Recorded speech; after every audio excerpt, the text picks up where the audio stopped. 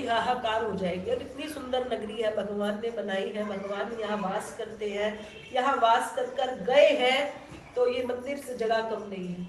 लेकिन जब कलयुग आ जाएगा ना, तब भगवान की जगह कहीं नहीं रहेगी। केवल कलयुग ही संसार में चारों ओर अपने पैर पे कमा के रखेगा।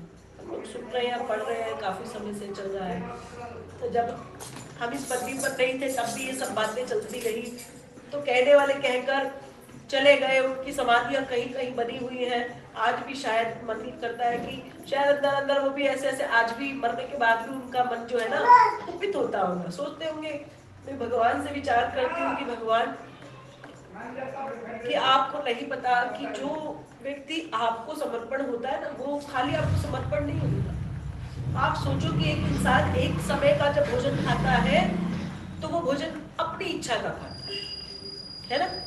कोई व्यक्ति ऐसा है कि प्लेट में वो खाना खाए जो उसको पसंद ना, उसको नमक मिर्च सब कुछ अपने स्वाद के अनुसार चाहे। लेकिन जो केवल आपका भक्त बन जाता है, परम शिष्य हो जाता है, परम से भी ज्यादा परम हो जाता है, तो कभी कभी शायद जब वो अपने युग में जो चीजें नहीं खाता उसे बड़े भाव से खा लेता है।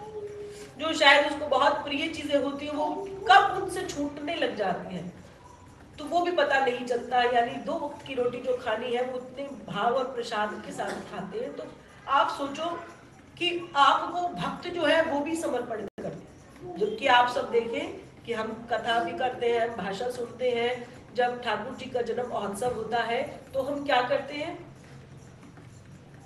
कृष्ण भगवान को वो सब चीजें भेंट करते हैं जो उनको प्रिय है। जैसे कि 56 भोग माखन मिश्री के साथ। यानी भगवान भी 365 दिन में एक अपनी इच्छा का भोजन करता है। माँ शेरावाली के निमित्त हम यही प्रार्थना करते हैं। जब भी हम प्रसाद बनाते हैं क्या करते हैं, कढ़ाई चढ़ाते हैं माँ के लिए, उसमें पूड़ी बनाते हैं, हलवा छोले का भोग लगाते हैं। माँ को बड़ा प्रिय है, तो हम माँ के प्रिय चीज का ध्यान रखते हुए जो भक्तजन है वो माँ के नाम की कढ़ाई चढ़ाते हैं। और जब बारी भोलेनाथ जी की आती है तब सावन का महीना लगता है तो जगह जगह खीर बनती है। कहते हैं भोलेनाथ को भोग लगाओ, क्योंकि भोलेनाथ को खीर बड़ी प्रिय है। अब फागुन लग गया है, आने वाले कुछ दिनों में महाशिवरात्रि का आगमन हो जाएगा। फिर देखना बड़े बड़े जहाँ शिवलिंग है, बड़े बड़े शिवालय जहाँ बने हुए हैं, वहां पर इनकी प्रसन्नचित्त जितनी वस्तु है वो अपार रूप से भरी हुई होती है। तो भगवान को भी 365 दिनों में उनके भक्तजन जो है वो सभी प्रकार की वस्तुएं प्रदान करते हैं जिससे भगवान प्रसन्न होते हैं। लेकिन जो भक्त हो जाते हैं, जो इन संत साधु वेश में आ जाते हैं, वो ये सब चीजें भी 365 दिन के लिए समर्पित कर देते हैं। यानी एक चीज को छोड़ना पड़ता है, पर जब भगवान की भक्ति में स्वतः ही कुछ छूटता चला जाए कि कहना नहीं पड़े अरे मुझे आज ये नहीं खाना, आज मैं ये खाऊंगा, ऐसा नहीं। जब स्वतः ही मन विचार से भोजन ध्यान से निकल जाए, वस्त्र ध्यान से निकल जाए, सब कुछ ध्यान से निकल जाए कि किस लिए पता नहीं, पता भी नहीं कि किस लिए निकल जाए, बस इसलिए निकल जाए कि शायद ये निकलने के लिए ही मैं धरती पर आया था या फिर आई थी। अमुक उद्देश्य नहीं है। कोई बोलता भगवान ने मना करा, भगवान तो स्वयं खा रहे हैं। उनके लोग कहते हैं भगवान भी खा रहे, आप क्यों नहीं खा रहे? भगवान नहीं करे आप, क्योंकि वो भगवान है और हम संत हैं। संतों का काम होता है सदैव ही त्याग की भावना। मैं बड़ी छोटी सी थी तो मंदिर में जाया करती थी। बड़े दिनों से पंडित जी मेरी शक्ल में आ रहे हैं बार बार। राधा कृष्ण का मंदिर था और मंदिर का नाम ऐसे किसी विशेष उससे नहीं, अग्रवाल मंदिर था। मतलब शायद वो बनियों ने बनवा रखा होगा, तो मंदिर का नाम अग्रवाल था। तो मैं बहुत छोटी सी थी, पंडित जी के आजू बाजू घूमती रहती थी, बहुत चीजें देखती थी, सीखती थी। तो मैं पूछती थी पंडित जी की आपका जो तिलक है ये बहुत बड़ा है, इतना बड़ा तिलक आप क्यों लगाते? तो पता नहीं उन्होंने ये बात मजाक में कही या कहने के माध्यम से बिल्कुल सत्य कहा, लेकिन कहते जो सुना वही सार्थक है, जो भगवान ने सुनाया। तो भगवान ने सुनाया, कहने लगे कि जो जो भक्ति बढ़ जाती है ना बेटा, भगवान कि नाम हमारे आगे जब बहुत बढ़ जाता है, यानी हम भक्ति कर रहे हैं भगवान की, जब भगवान की डिक्शनरी में हमारा नाम बढ़ता चला जाता है तो ये कैसे पता चलेगा? तो कहने लगे इसे तिलक से पता चल जाता है। बहुत जितना ज्यादा आपका तिलक पूरा मुंह भर दोगे, तो राम नाम के हनुमान जी ने करा, वो कहीं से कुछ नहीं छोड़ा, यानी भक्ति जितनी बढ़ेगी तो आपका तिलक जो है उतना ही बढ़ता चला जाएगा, क्योंकि श्रृंगार ही यही है। ऐसा मैंने नहीं कहा, ऐसा मेरे को उन्होंने बताया।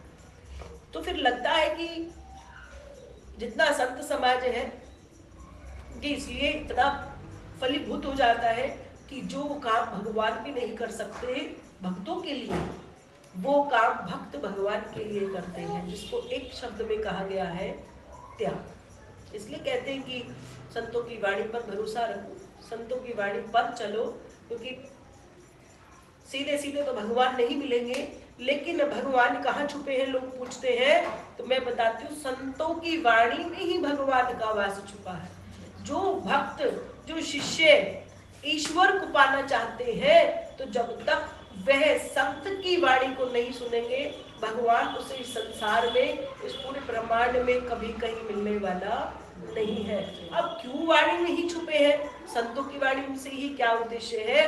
क्योंकि भगवान ने कहा जब तूने सब कुछ छोड़ दिया मेरे नाम पर, तो आज से तेरी वाणी में भी मेरा वास हो जाएगा। फिर कह दो इसलिए कि किसी ने क्रोध किया, किसी संत ने किसी को क्रोधवश गाली दे दी, तो वो कहते हैं आज बड़ा दिन सुलभ हो गया। क्यों? क्योंकि आज मेरे गुरु ने मुझे गाली दी। पहले हमारे में कहते थे, दादी स्वामी जी होते हैं, आप लोगों ने नाम भी सुना होगा इस विचार से, तो वो जब अपने शिष्यों पर कभी प्यार दिखाते तो उनको गाली दे देते थे, और शिष्य नाचते हुए आ जाते थे। तो नई संसार की भीड़ में लोग कहते थे ये स्वामी जी हैं, तो गालियां देते अपने संत को। जितने शिष्य हैं संत रूपों की गाली क्यों देते हैं? तो इसका अर्थ ही यही है कि जब गाली देते थे तो वो कहते थे कि ये बड़ी हम पर आज अपने गुरु की बड़ी कृपा हो रही है, क्योंकि गाली भी उन्हीं को दी जाती है जिनके साथ बड़ा प्रेम होता है। नहीं तो दुनिया आ रही है, दुनिया जा रही है, इससे संत को भी कोई फर्क नहीं पड़ता। पहले मुझे लगता था कि हम प्रयास कर सकते हैं, पर इस साल मुझे ऐसा लगा कि कोई प्रयास की आवश्यकता नहीं। किसी को सुधारने का प्रयास भी हमारा प्रयास ही है। तो ये प्रयास हम क्यों किसी इस संसार की भीड़ में भगवान से को परेशान करें? क्योंकि जिसको भगवान की तड़प है उसको सुधारने का ठेका स्वयं व्यक्ति तत्व का होता है। संत तो सिर्फ त्याग जानता है, यानी अगर उसको लगता है ना 1 घंटा की कहीं मेरा ज्यादा मन लग रहा है यहाँ पर, तो तुरंत वो उस जगह को छोड़ देते हैं। संत का ये विचार होता है कि अगर उन्हें लगता है कि इस परम व्यक्ति से मेरा हृदय जुड़ने लग गया है, तो वो क्या करते हैं, तुरंत उस व्यक्ति को छोड़ देते हैं। कारण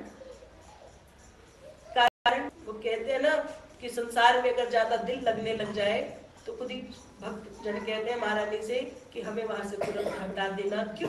क्योंकि मैं नहीं चाहता कि तेरे नाम से ऊपर मेरे मुख पर किसी और का नाम आए। इसीलिए संत जो होते हैं अकेले, बिल्कुल अकेले अकेले अकेले रहने का कारण क्या है? अकेले रहने का कारण ये नहीं कि उनको एकांत ही चाहिए, वो अपने मुख से किसी और का नाम जप करना नहीं चाहते। इसीलिए उनको यही त्याग उनको सबसे अच्छा लगता है कि वो इसे प्रेम करते हैं, इसको त्याग दो, इसे प्रेम करते हैं, इसे त्याग दो। अब संत कहता है मेरा इससे हृदय जुड़ रहा है, वो कहता है कहीं ज्यादा जुड़ गया, फिर मैं कहीं इसमें फंस ना जाऊं, तो संत कहता है आज से मैं इसको त्याग दूं, फिर लगा उसको त्याग दूं। ये त्याग जो शब्द है, ये त्याग शब्द ऐसा है कि भगवान भी संत के आगे इस शब्द से जुड़ जाते हैं, क्योंकि भगवान को भी पता है, ईश्वर को पता है कि इस शरीर के अंदर सब कुछ भगवान ने दिया है, सब कुछ, सोचने समझने की शक्ति, छोटे छोटे बच्चे को खाने की अक्ल, 1 दिन के बच्चे को माँ से दूध कैसे पीना है, सब कुछ भगवान ने दिया है। पर क्या नहीं दिया? त्याग नहीं दिया। त्याग इस संसार में रहकर एक कोने में त्याग है। जब आप उस कोने को पकड़ लोगे तो संसार स्वतः ही छूटने लग जाता है। और भगवान उसी कोने में बैठे हैं जहां पर त्याग है।